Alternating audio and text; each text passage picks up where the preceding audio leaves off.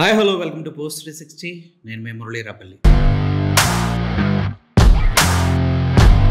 బహుజనులకు నేను అండగా ఉండబోతున్నా, రాబోయే రోజుల్లో అధికారాన్ని చేపట్టబోతున్నా అంటూ కాన్ఫిడెంట్గా లిబరేషన్ కాంగ్రెస్ పార్టీ అంటూ స్టార్ట్ చేసి మన ముందుకు వస్తూ ఉన్నారు.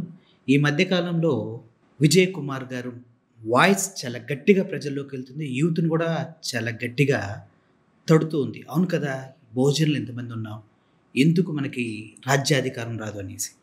సో ఇటువంటి చిన్న విప్లవంగా స్టార్ట్ అయినటువంటి ఆయన జర్నీ గురించి, ఫ్యూచర్లో ఆయన ఆలోచనలు, ఆయన ఈ సమాజానికి చేయాలనుకుంటున్న మంచి ఏంటో అడిగి తెలుసుకుందాం. Sir, welcome to post 360. Sir, thank you. రాజకీయాలు ఎందుకు ఎంచుకున్నారు?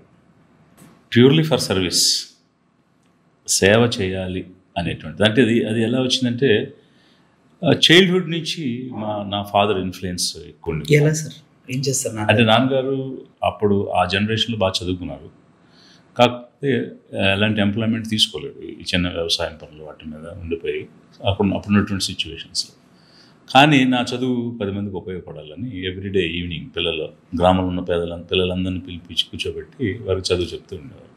సో అట్లా అంటే ఆ ట్యూషన్స్ అనేటువంటి ఒక హోంవర్క్ చేయించడం అనే చిన్న కాన్సెప్ట్ డెవలప్ చేసి హీ బిల్డ్ జనరేషన్స్. నా ముందున్న జనరేషన్, నా జనరేషన్, నా తర్వాత ఇంకో 2 జనరేషన్స్ పిల్లలందరికీ ఆ ఊర్లో ఉన్న వాళ్ళందరూ though is not a teacher అలా చదువు చెప్తూ తీసుకొచ్చారు. మా ఊర్లో ఎవరైనా చదువు వల్ల బాగుపడ్డాము, ఉద్యోగం చేస్తున్నాము, చదువు వల్ల మాకు లైవ్లీహుడ్ దొరికింది అని అంటే ఆయన దగ్గర చదువుకున్న వాళ్ళ, ఇర్రెస్పెక్టివ్ ఆఫ్ ది కమ్యూనిటీస్. ఉన్నటువంటి అంటే అన్ని రకాల కమ్యూనిటీస్ ఉన్నారు, అందరూ చదువుకున్నారు.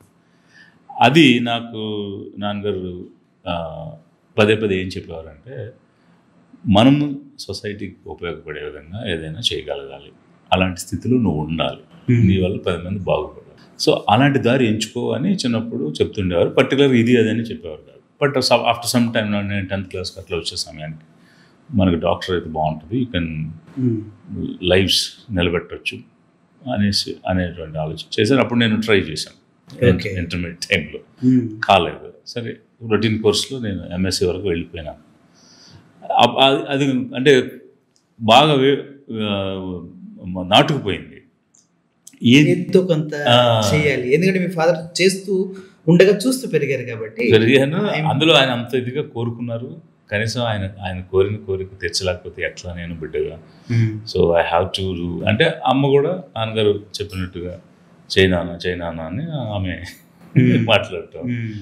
దాంతో ఏం చేయాలని అప్పుడు కొంచెం పరిశోధన చేసాం, what is the best service in the country అని. అప్పుడు ఐ కేమ్ టు నో. అప్పటివరకు నాకు తెలియదు, బికాజ్ నేను చాలా చిన్న గ్రామం నుంచి వచ్చాను. సో పెద్ద ఎక్స్పోజర్ లేదు. సో దాంతో యూనివర్సిటీకి వెళ్తే కానీ ప్రపంచం ఏంటో అర్థం కాలేదు నాకు.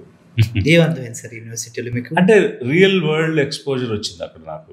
అప్పటి వరకు ఏదో హై స్కూల్ బోర్డింగ్లో చదువుకున్నాం, కాలేజ్లో ఓన్లీ హాస్టల్, రూము, క్లాసు అంతవరకే పరిమితం అయిపోయాం పెద్దగా. బట్ ఎప్పుడైతే బాహ్య ప్రపంచాన్ని చూసి ఇన్ని రకాల అవకాశాలు, ఇన్ని రకాలైనటువంటి ప్రపంచం ఉందన్న విషయం అప్పుడు తెలిసింది నాకు. దెన్ నాకు ఈ సివిల్ సర్వీస్ గురించి అప్పుడే తెలిసింది. ఓకే, సో తెలిస్తే then I started working on it. Sir, మీరు సివిల్ సర్వీస్లో ఉన్నారు, ఐఏఎస్ ఆఫీసర్గా మీరు అత్యున్నతమైన సేవలు అందించారు.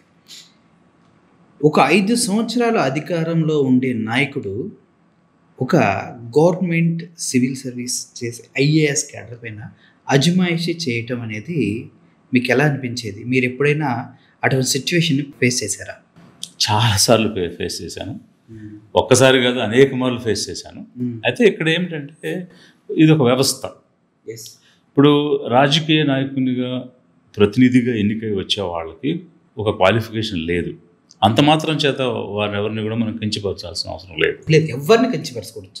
ఎస్, కాకపోతే ప్రజాస్వామ్య వ్యవస్థలో రకరకాల వాళ్ళు ఎన్నికై వస్తారు కాబట్టి వాళ్ళను గైడ్ చేసుకుంటూ ఆ పాలసీలను ఇంప్లిమెంట్ చేసుకుంటూ ముందుకు వెళ్ళడం కోసమే ఇట్లాంటి ఒక అత్యున్నతమైనటువంటి సర్వీస్, అందుకు సంబంధించిన నాలెడ్జ్ ఇంపార్ట్ చేయడం వాళ్ళకి అన్ని రంగాల్లోనూ.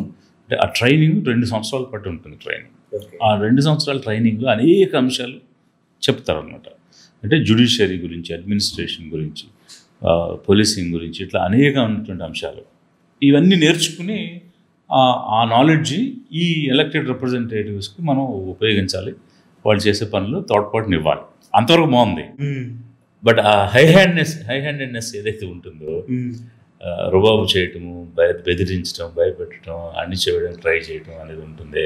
అది ఇబ్బందికరంగా అనిపించేది.